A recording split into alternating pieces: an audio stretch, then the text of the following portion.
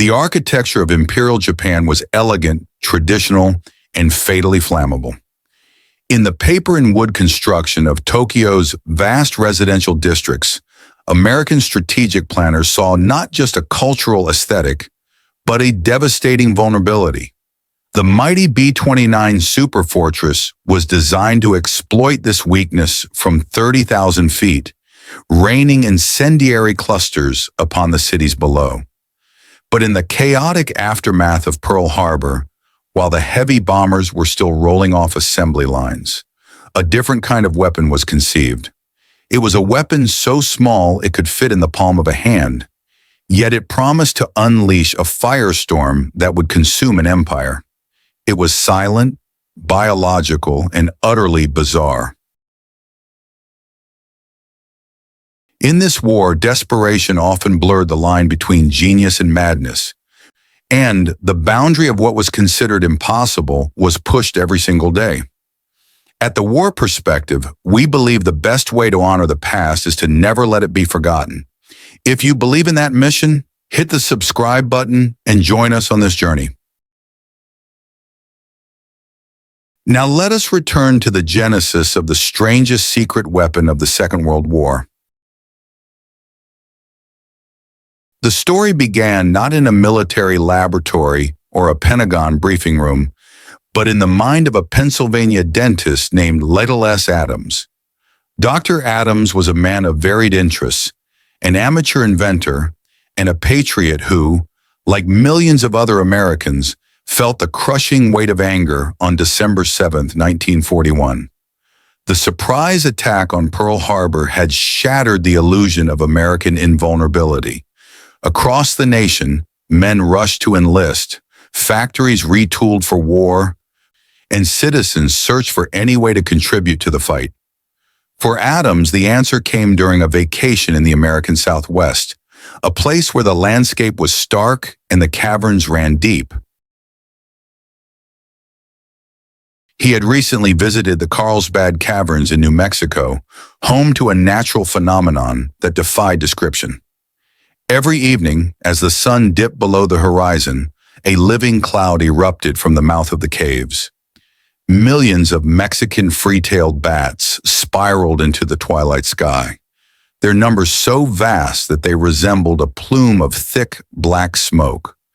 Adams had watched this exodus with awe, noting the agility and speed of the tiny mammals. At the time, it was a marvel of nature. But in the dark days following Pearl Harbor, the memory of those bats transformed in his mind into something else entirely. It transformed into a vision of vengeance. Adams reasoned that the bat was the perfect delivery system. He knew that bats were nocturnal, roosting in dark, secluded places during the daylight hours. He also knew that the cities of Japan, unlike the brick and stone metropolises of Europe, were largely constructed of bamboo, paper, and wood. If a bat could be fitted with a small incendiary device, a time-delayed fire starter, and released over a Japanese city just before dawn, it would naturally seek shelter.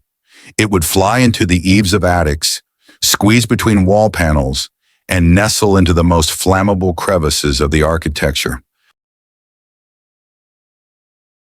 The plan formed rapidly in his mind. A single airplane could drop a casing containing thousands of these bats. As the casing opened in midair, the bats would wake from their hibernation-like state, spread their wings, and disperse over a radius of 20 to 40 miles. Thousands of tiny saboteurs would descend upon the target, unnoticed by anti-aircraft guns or radar. They would land, hide, and wait. Then simultaneously, the timers would trigger. Thousands of fires would erupt inside thousands of homes across the city, overwhelming the fire brigades and creating a conflagration that would burn the industrial centers of Japan to the ground. It was a terrifyingly simple concept, grounded in biological behavior and architectural reality. However, to the average listener, it sounded like the ravings of a lunatic. To suggest that the United States military should employ millions of bats as guided munitions was a leap that defied all conventional military doctrine. Yet Adams was undeterred. He returned to the Carlsbad Caverns to confirm his theories. He captured a few specimens, studying their lifting capacity and their habits. He became convinced that the Mexican free-tailed bat, though weighing only half an ounce, was strong enough to carry a payload significant enough to start a fire. He sat down to write a proposal. The letter he drafted was passionate, detailed, and undeniably strange. He outlined the potential for a surprise attack that could cripple Japan without the need for a massive invasion force. He argued that the bat was the lowest form of life and thus expendable, yet it possessed a navigational skill that no human technology could match. He described the vulnerability of Japanese cities and the inevitability of the firestorm. He poured his patriotic fervor into the document, believing that this idea, this singular, eccentric idea, could win the war.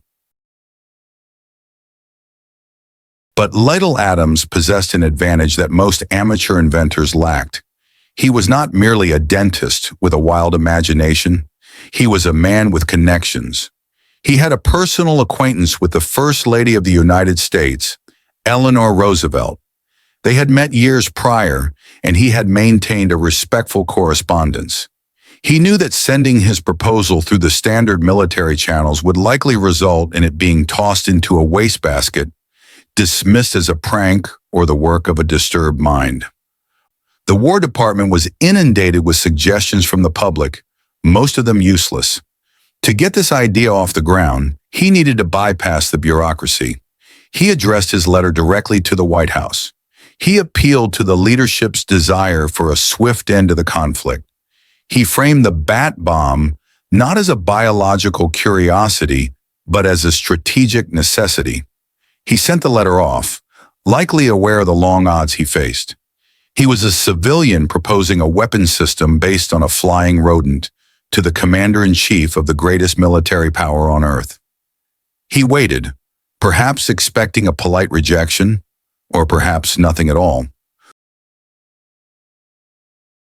What Adams did not fully appreciate was the atmosphere in Washington at that precise moment. The old rules of warfare were burning in the oil slicks of Pearl Harbor. The military was looking for anything that could give them an edge. The conventional methods were being ramped up, but the unconventional was no longer off the table. The sheer scale of the global conflict meant that no stone could be left unturned, no matter how strange the creature hiding beneath it might be. The letter arrived at the White House, it was opened, and incredibly, it was read. The crazy idea had taken flight, and against all probability, it was about to land on the desk of the president himself. The document that landed on the desk of President Franklin D. Roosevelt was unlike any intelligence report or battle plan the commander-in-chief had ever reviewed. It did not detail troop movements in North Africa or naval tonnage in the Atlantic. Instead, it spoke of mammalian migration patterns, hibernation cycles, and the structural density of Japanese architecture. In the high-stakes atmosphere of early 1942, where generals and admirals clamored for steel and oil, a proposal centered on a flying rodent should have been laughable. It should have been discarded immediately by the aides who filtered the president's correspondence. Yet it remained on the desk, demanding attention. Washington, D.C. was a city transformed by the urgency of total war. The bureaucracy was expanding at a breakneck pace, and the War Department was hungry for innovation. The conventional methods of warfare were failing to stem the tide of Axis aggression. The Pacific Fleet lay broken in Pearl Harbor, and the Japanese Empire was expanding across the Pacific with terrifying speed. In this climate of existential dread, the definition of a viable weapon became dangerously fluid. The leadership understood that defeating Japan would require traversing vast oceanic distances, and once there, The problem of targeting scattered industries within wooden cities remained unsolved. The heavy bombers of the day struggled with accuracy from high altitudes, often missing their targets entirely. Adams' proposal offered a solution that bypassed the need for precision aiming. It turned the enemy city against itself. Roosevelt, a man known for his willingness to embrace experimental ideas, did not dismiss the dentist's vision. However, he was not a biologist. He needed to know if the fundamental premise that a bat could carry a bomb and effectively deliver it was scientifically sound. He forwarded the proposal to Colonel William Wild Bill Donovan, the head of the Office of Strategic Services, the precursor to the CIA. Donovan, a man who thrived on unconventional warfare and espionage, found the concept intriguing enough to seek expert opinion. The government turned to the only men who could validate the biology, the scientists. They reached out to Donald Griffin, a brilliant researcher at Harvard University who was pioneering the study of bat echolocation. Griffin was likely the most knowledgeable man in the country regarding the capabilities of Chiroptera. When the military approached him with the question of whether bats could carry a payload, Griffin did not laugh. He looked at the data.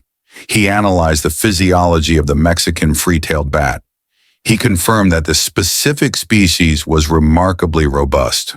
Despite their small size, they possessed a power-to-weight ratio that was the envy of aviation engineers. They could indeed carry a significant load in flight, perhaps up to 3 times their own body weight, without being grounded. Griffin's validation was the turning point. He reported that the bats were not only strong, but entered a state of torpor when cooled, essentially a hibernation mode that would allow them to be packed, shipped, and dropped without needing food or water during transport. The biology held up. The science provided a foundation for the madness. Armed with this confirmation, the proposal made its way back to the White House. The President of the United States, amidst directing a global war on 2 fronts, took the time to dictate a memo to Colonel Donovan. In a sentence that would secure the project's place in history, Roosevelt wrote, "This man is not a nut. It sounds like a perfectly wild idea, but is worth looking into." With those few words, the machinery of the United States government groaned into action. The skepticism of the uniformed generals was overruled by the curiosity of the commander-in-chief.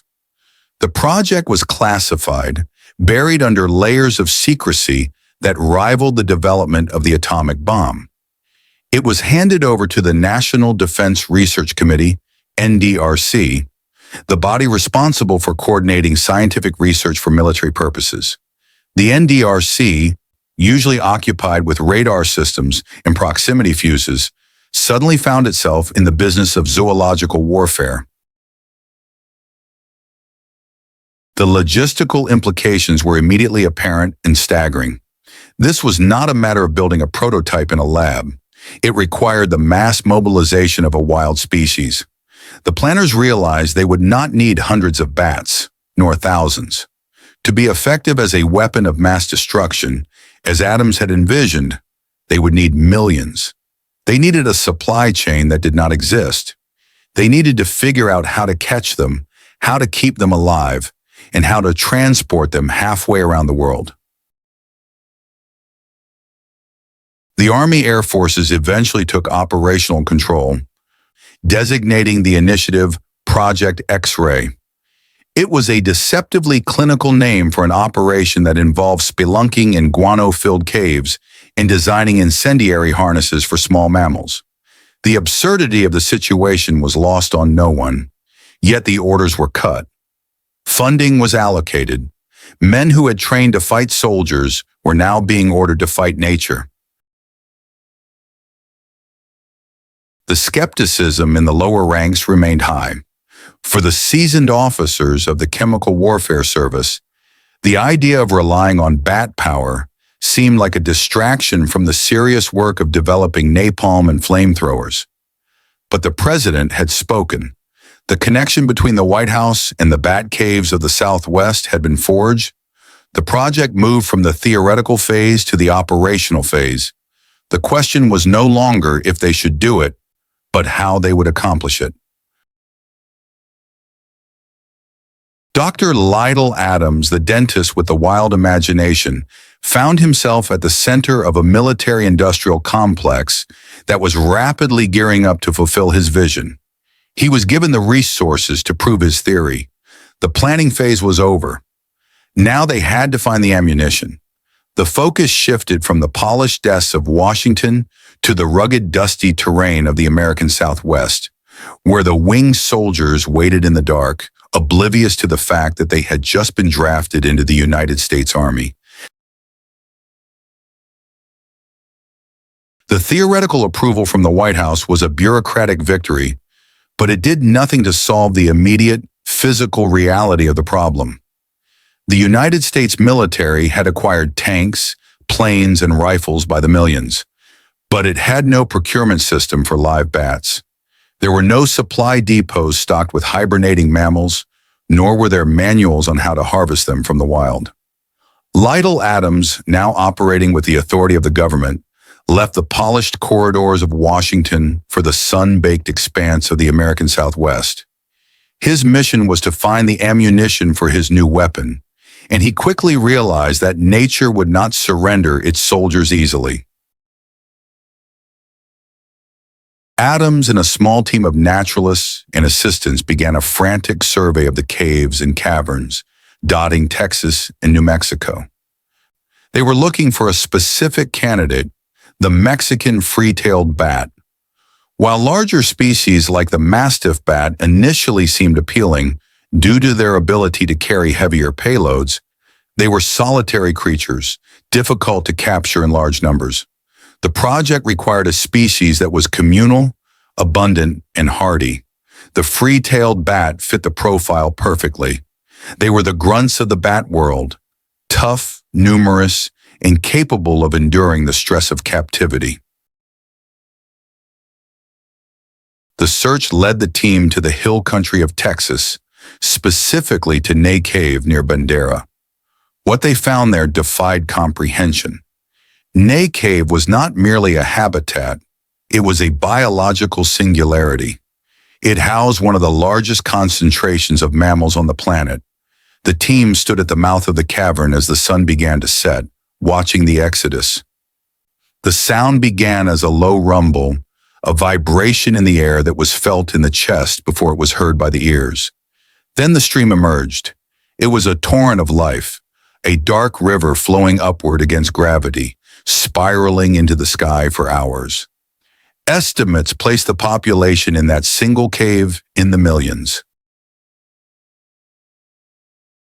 Entering the cave to capture the specimens was a descent into a primal nightmare. The air inside was thick, heavy with the ammonia stench of guano that had accumulated over centuries.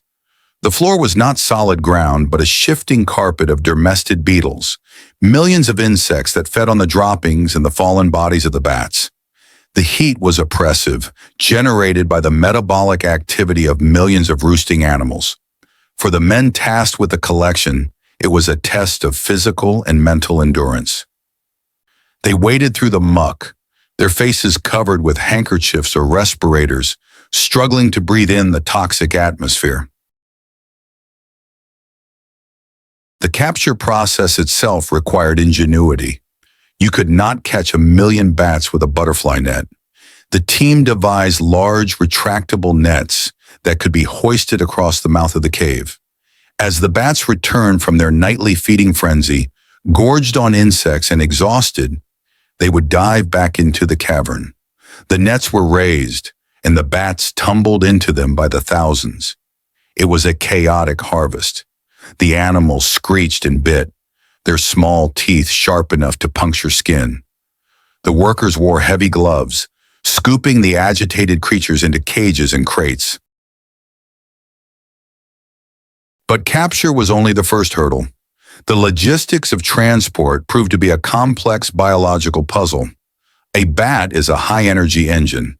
Its metabolism runs fast.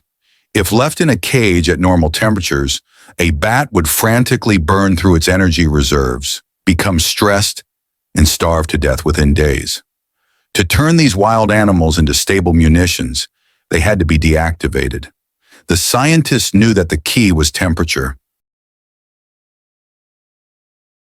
The team brought in refrigerated trucks, known as reefers. They discovered that by lowering the temperature to approximately 40 degrees Fahrenheit, the bats could be induced into artificial hibernation. Their heart rate slowed, their breathing became imperceptible, and they entered a state of torpor. In this state, they were no longer frantic wild animals. They were dormant biological units. Stackable and shippable, they could be packed into trays like eggs, requiring no food or water as long as the temperature remained constant. The drive from the caves to the research facilities was a tense operation. The drivers had to monitor the temperature gauges with the obsession of a bomb disposal unit. If the refrigeration failed and the truck warmed up, the cargo would wake up. The thought of thousands of bats waking up simultaneously inside a sealed truck was a logistical horror the team was desperate to avoid. Conversely, if the temperature dropped too low, the bats would freeze to death, rendering the weapon useless. There was also the smell. Even in hibernation, the bats carried the pungent odor of the cave. The trucks left a trail of ammonia scent as they crossed the desert highways. The men who worked with them found the smell seeping into their clothes, their hair, and their skin. It was the unglamorous reality of biological warfare. There were no clean laboratories here, only the grime of the cave and the constant struggle to keep the ammunition alive. As the crates were unloaded at the testing sites, the sheer scale of Project X-Ray began to dawn on the military personnel involved. They were handling living creatures as if they were artillery shells. The clash between military rigidity and biological chaos was constant. A standard bomb sat on a shelf and waited. A bat bomb had to be fed, cooled, and monitored. It was a living inventory that required a level of care the Army was unaccustomed to providing to its munitions. Yet despite the filth, the bites, and the logistical nightmares, Adams had succeeded in the first phase. He had secured his army. Thousands of Mexican free-tailed bats were now the property of the U.S. government, sleeping in chilled boxes, unaware of the incendiary fate that awaited them. The acquisition was complete. Now the scientists had to figure out how to arm them without killing them, and more importantly, how to ensure that when these tiny soldiers woke up, they would burn the right target. The biology was secured, but the physics remained a stubborn adversary. The Mexican free-tailed bat was an agile aviator, capable of seemingly impossible aerial maneuvers. But it was not a cargo plane. The average soldier in Adams' new army weighed a mere 12 to 14 grams, roughly the weight of a turbo battery. To turn this creature into a weapon, the payload had to be light enough to allow for flight, yet destructive enough to ignite a war-ending inferno. This was a contradiction that threatened to ground the entire project. The military turned to the National Defense Research Committee's incendiary experts. Enter Dr. Louis Fieser, a distinguished chemist from Harvard University. Fieser was not just any scientist. He was the man who had recently helped develop napalm, the gelled gasoline that was revolutionizing the terrifying art of burning things down. When presented with Project X-Ray, Fieser didn't blink. He saw it as a unique engineering challenge. He needed to create a grenade that was lighter than a sparrow, but burned with the intensity of a blast furnace. Standard magnesium incendiaries, the kind dropped by the thousands from heavy bombers, were essentially heavy metal tubes. They were useless here. Fieser had to start from scratch. He and his team began designing a casing made of cellulose nitrate, essentially the same material used for ping pong balls. It was lightweight, flammable, and could be molded into a small, pill-shaped capsule. Inside this fragile shell, they poured the thickened kerosene mixture. It was a potent concentration of chemical violence, distilled into a package no larger than a man's thumb. The real marvel, however, was the ignition system. A bomb is only useful if it goes off when you want it to. Fieser realized that a complex mechanical timer with gears and springs would be far too heavy. Every fraction of a gram counted. He devised a brilliantly simple solution, a chemical time delay fuse. The device relied on a spring-loaded striker held back by a thin steel wire. When the bats were prepared for the drop, a corrosive copper chloride solution would be injected into a small reservoir next to the wire. The acid would slowly eat through the metal. It was a race against chemistry. Once the wire dissolved, the spring would snap, the striker would hit the primer, and the napalm would ignite. It was a silent, ticking clock with no moving parts. But theory is not practice. To test the carrying capacity, the team didn't use live explosives initially. They fashioned dummy bombs of varying weights and attached them to the bats to see if they could still fly. This phase of testing was filled with frustration. If the payload was too heavy, the bat would simply plummet like a stone, flapping frantically but failing to generate lift. If it was too light, the incendiary lacked the fuel to start a significant fire. The sweet spot was elusive. They discovered that the female bats were slightly larger and stronger than the males, making them the preferred bombers. They found that a payload of 15 to 18 grams was the absolute limit. This meant the bat was carrying more than its own body weight, a feat of strength comparable to a human soldier sprinting into battle with a 200-pound pack strapped to his chest. The attachment method itself was another hurdle. How do you stick a bomb to a bat without hindering its wings? They tried adhesives, but the glues were messy and unreliable. They eventually settled on a surgical solution, a small clip that attached to the loose skin on the bat's chest. It was invasive, certainly, but in the calculus of war, the comfort of the animal was a non-factor. The bat was a delivery system, nothing more. Fieser produced two versions of the incendiary. One was a 17-gram unit that burned for 4 minutes. The other was a larger 22-gram unit that burned for 6 minutes, intended for the stronger bats. Both were masterpieces of miniaturization. When ignited, they produced a 10-inch flame that was intensely hot and sticky. The gel didn't just burn, it clung to whatever it touched, ensuring that the fire would transfer to the wooden beams and paper screens of the target structures. The scientists had done the impossible. They had created a pocket incendiary that respected the laws of aerodynamics and the limitations of biology. They had a carrier that could fly and a bomb that could burn. The components were ready.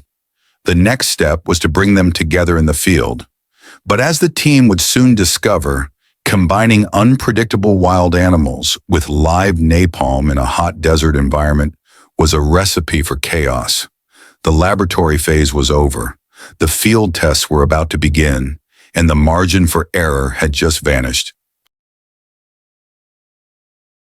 By May of 1943, the theoretical physics and biological hunches of Project X-ray had moved to the scorched tarmac of the Carlsbad Army airfield in New Mexico. This was the proving ground. The team, a motley collection of Chemical Warfare Service officers, Marine Corps observers, and the eccentric civilian scientists led by Adams, had gathered to demonstrate the viability of the weapon. The atmosphere was thick with a specific kind of tension that exists only when millions of dollars and professional reputations are staked on a gamble. They were there to prove that a bat could be a soldier. They ended up proving it too well. The plan for the day was a controlled demonstration. The logistical dance was intricate. The bats, kept in their Induced hibernation within the refrigerated trucks were to be carefully removed, fitted with the live incendiary units designed by Dr. Fieser, and then loaded into the delivery shells for a drop test. It was a procedure that required surgical precision and, crucially, temperature control. As long as the bats remained cold, they were dormant ammunition. If they warmed up, they became wild animals strapped with napalm. The desert sun, however, was an unyielding variable. On the day of the incident, a miscalculation occurred on the ground. Whether it was a door left ajar, a cooling unit that faltered, or simply the overwhelming radiant heat of the New Mexico morning, the delicate thermal stasis was broken. Inside the handling area, the bats began to stir. The slow, rhythmic breathing of hibernation accelerated into the frantic twitching of awakening. Panic is contagious, but in the animal kingdom, it is instantaneous. As the handlers realized the cargo was waking up, the situation spiraled out of control. In the confusion, a significant number of the bats, fully armed with live incendiaries, escaped their handlers. It was not a chaotic swarm in the sense of an attack. It was a desperate flight for survival. The bats, confused by the daylight and the noise, did exactly what millions of years of evolution had programmed them to do. They sought darkness. They sought safety. They looked for the architectural equivalent of a cave. Unfortunately for the United States Army, the Carlsbad airfield was full of perfect artificial caves. The bats scattered across the base. They fluttered under the eaves of the barracks. They squeezed into the rafters of the control tower. They crawled into the dark, cool spaces beneath heavy machinery and, according to some accounts, even found refuge inside the wheel wells and upholstery of a high-ranking general's staff car. The soldiers on the ground could only watch in helpless horror. There was no way to recall the weapon. There was no abort button for 1,000 frightened mammals. They were scattered to the wind, hiding in the very infrastructure of the military base. Then the chemistry took over. The time delay fuses, those ingenious little acid-corroded wires designed by Dr. Fieser, were ticking.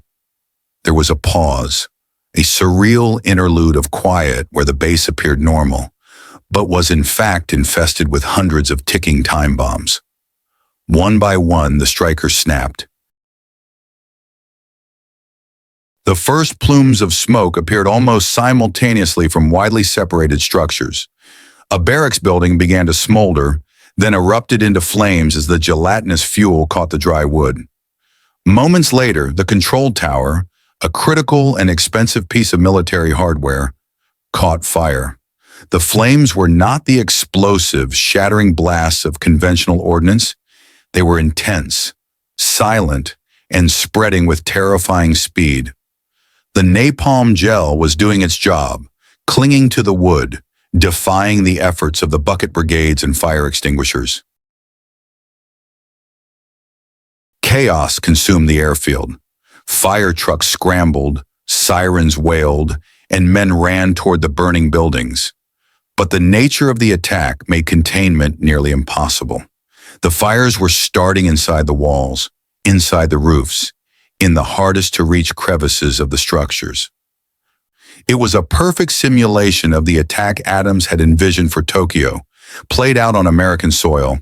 The bats had successfully identified the flammable vulnerabilities of the base and exploited them with ruthless efficiency. The irony was blinding. The test was technically a catastrophic failure of safety protocols. A secret weapon had just attacked its own side, causing significant property damage and embarrassing the command staff. The auxiliary air base was left charred and smoking. But in the ashes of the Carlsbad airfield, a different realization began to take hold. Ladle Adams and his team looked at the destruction not with shame, but with a grim sense of vindication.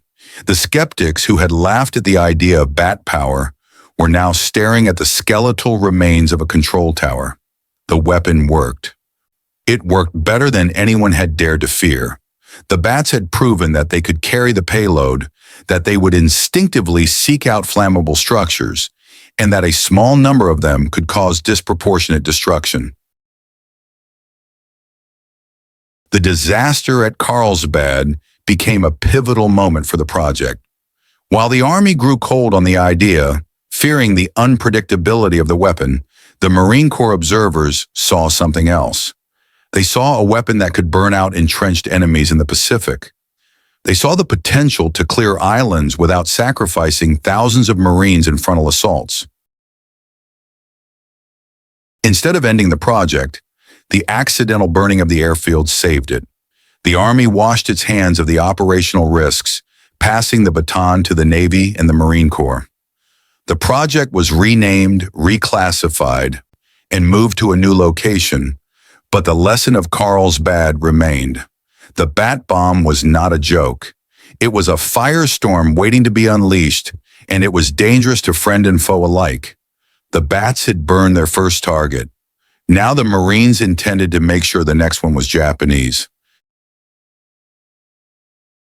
The smoke over Carlsbad airfield had barely cleared before the United States Army decided it had seen enough. The accidental incineration of their own facilities was a bridge too far for the ground forces. The logistics were messy, the biological components were unpredictable, and the embarrassment of the burn control tower was a bureaucratic nightmare. In the eyes of the Army brass, Project X-Ray had transitioned from a bold experiment to a dangerous liability. They quietly withdrew their support, happy to let the strange idea of lethal atoms die in the desert. But the war in the Pacific was not fought by the Army alone. While the Army commander saw a liability, the United States Marine Corps saw an opportunity. The Marines were currently engaged in a brutal, island-hopping campaign against the Japanese Empire. They were learning the hard way that the enemy did not surrender. They dug in. Japanese defenders turned islands into fortresses of caves, tunnels, and pillboxes. The Marines were paying for every inch of sand with blood. To them, a weapon that could seek out the enemy in the dark, enter their tunnels, and burn them out was not a curiosity. It was a necessity. Fleet Admiral Ernest King, the Chief of Naval Operations, stepped in. He recognized that the failure at Carlsbad was a failure of containment, not lethality. The weapon had worked. It had simply worked on the wrong target. With the Army out, the project was transferred to the Marine Corps. The operation was moved to the Marine Corps Air Station at El Centro, California, and later to the isolated proving grounds of Utah. The Marines brought a new level of grim determination to the project. They weren't interested in the novelty of the bat. They were interested in the efficacy of the fire.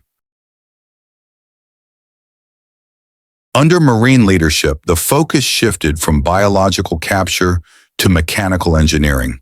They had the bats and they had the incendiaries, but they lacked a reliable way to deliver them from 5,000 feet without killing them. You could not simply toss a bat out of a plane at cruising speed. The slipstream would crush it. The team needed a bomb casing that acted as a protective transport, a glider, and a dormitory all at once. The result was a marvel of strange engineering.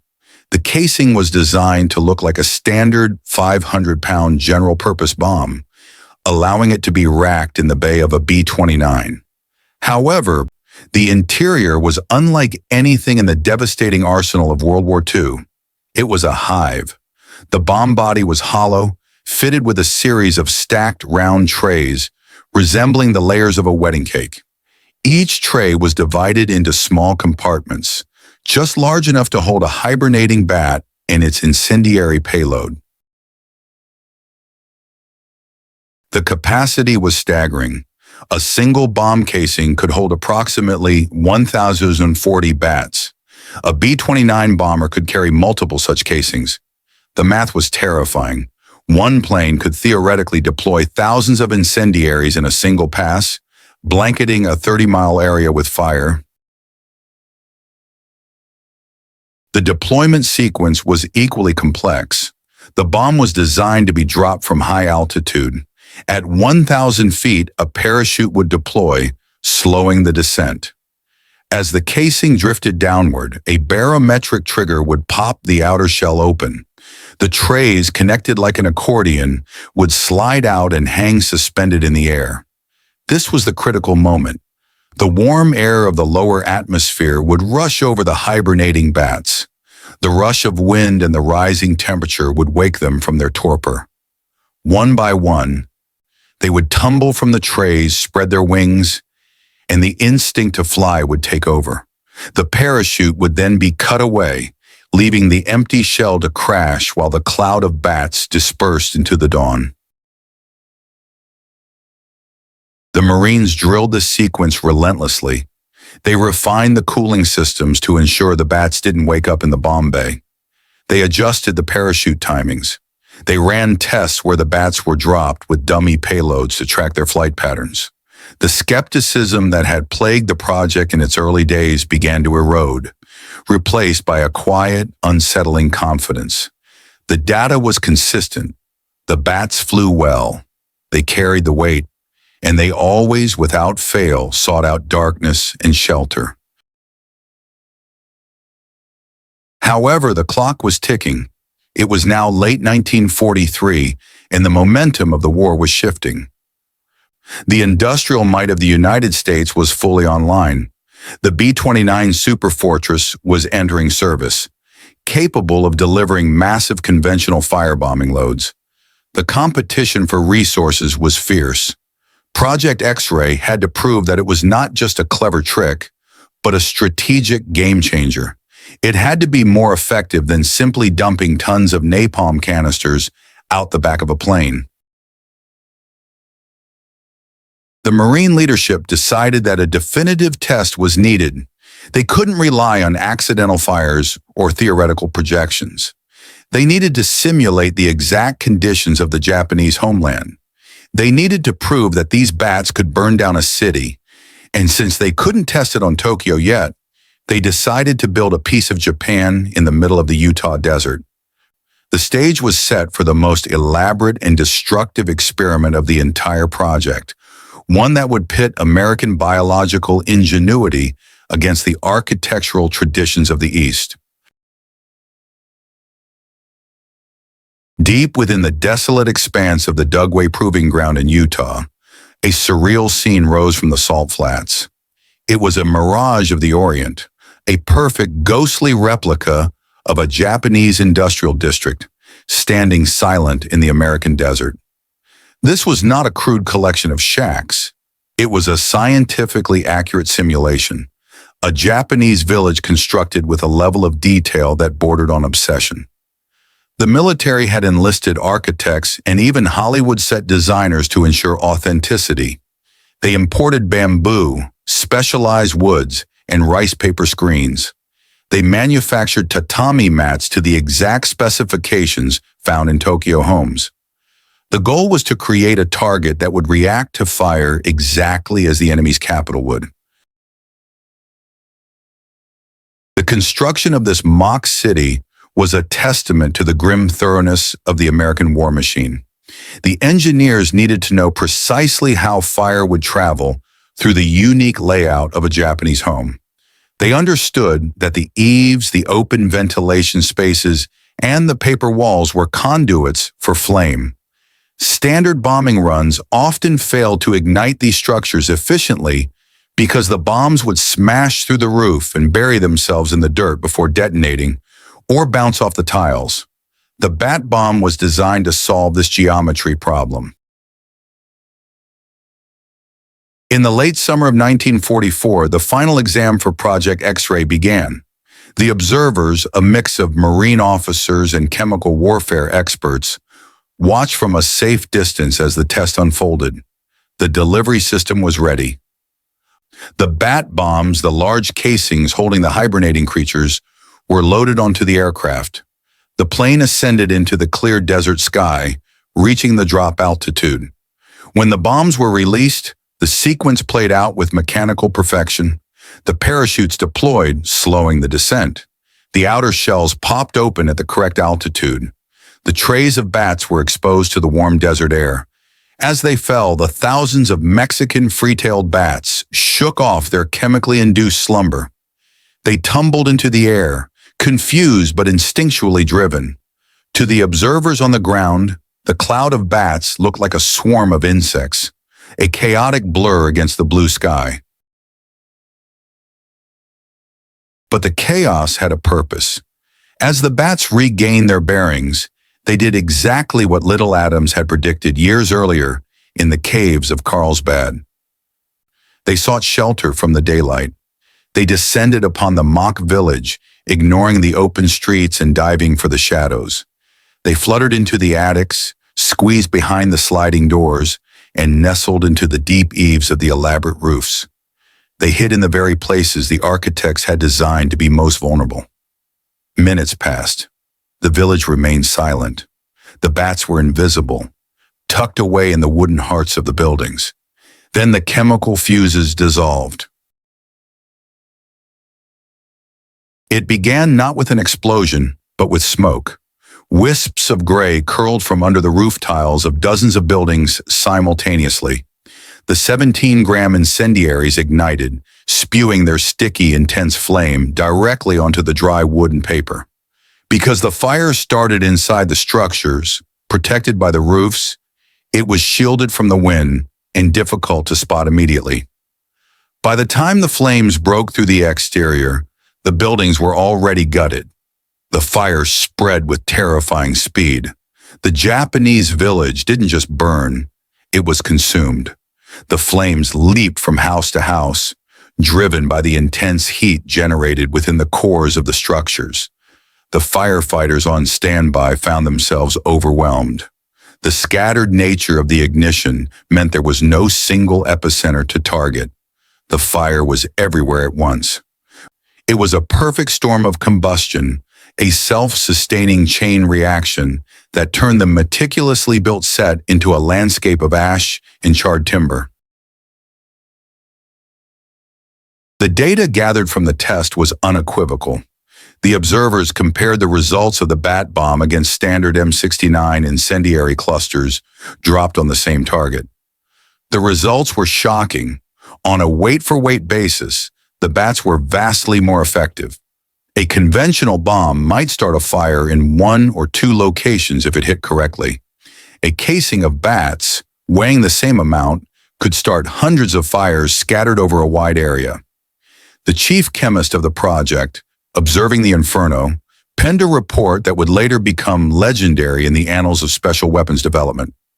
He stated that the bat bomb was not merely a novelty, but a weapon of potential mass destruction. He estimated that a small number of bombers, carrying a full load of these biological munitions, could unleash a level of devastation exceeding that of a massive conventional raid. The fire would be so widespread and simultaneous that no fire department on Earth could hope to contain it.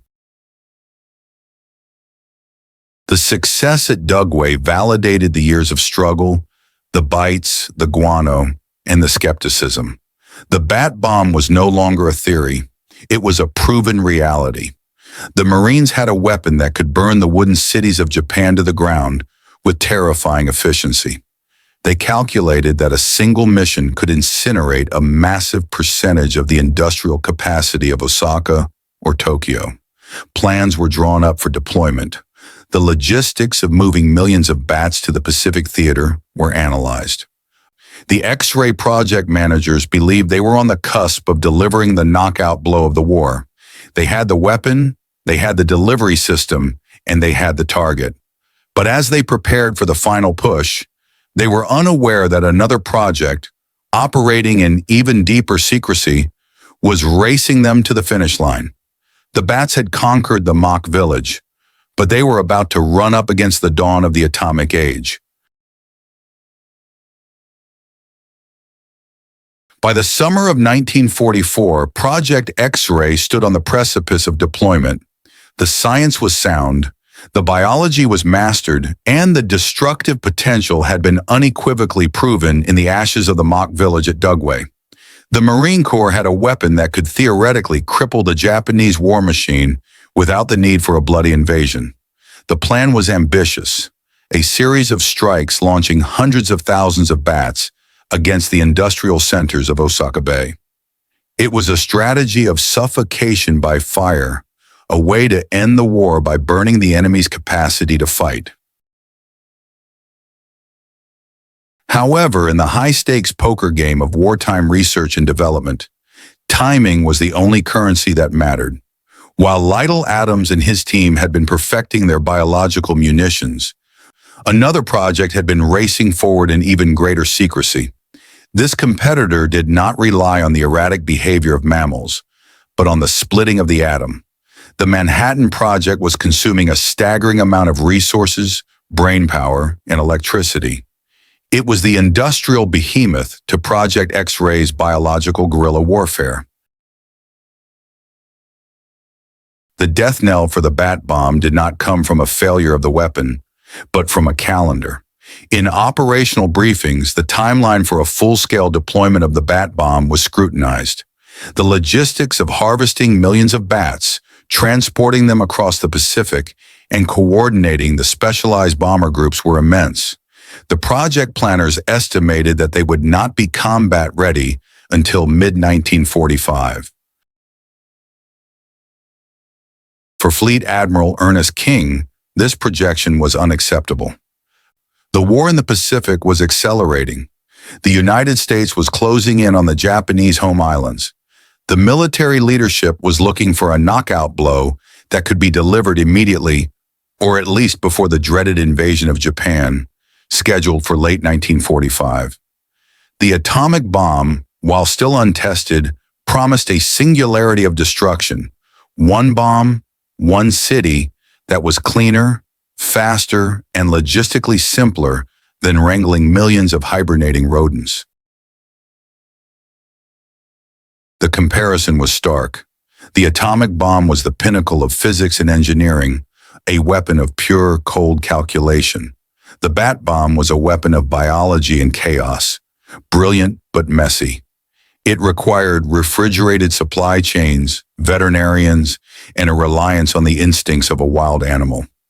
In the end, the industrial certainty of the atomic age won out over the biological ingenuity of the bat bomb.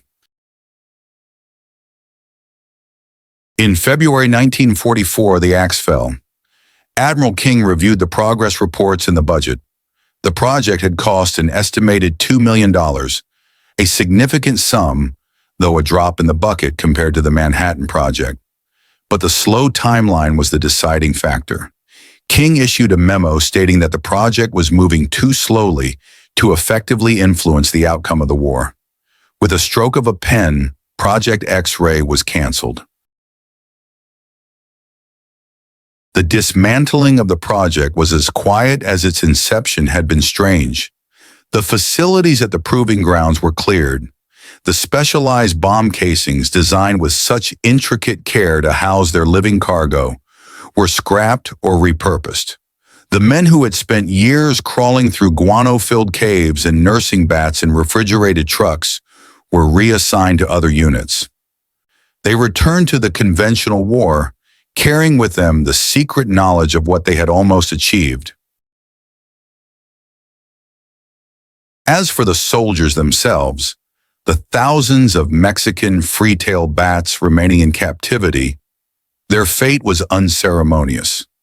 They were not discharged with honors. Most were simply released back into the wild or destroyed.